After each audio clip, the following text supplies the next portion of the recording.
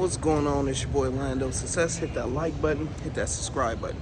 So basically today, Walmart did their earnings and the price went from $147 to $130. So it went down over $15 literally in a day because they had bad reports. So the CEO basically blamed it on a few different things.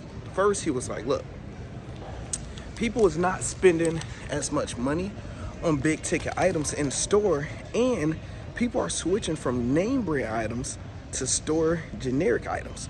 So for example, you go and get some Pop-Tarts or something. Pop-Tarts gonna cost like $4 or $5. Or you can get the Toasty Treats or the Meyer brand for like $2 or $3.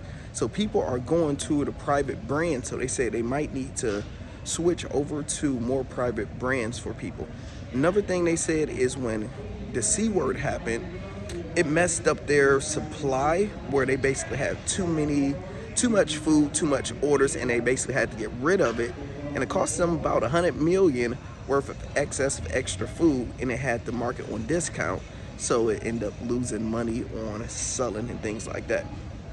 Price inflation.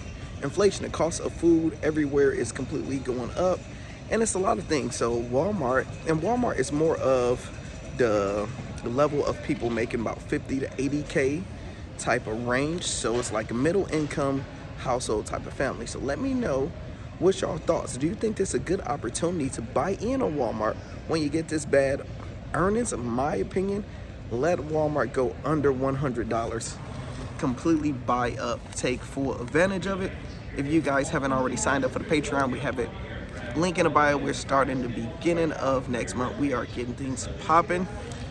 Talk to you guys soon, and I'm out.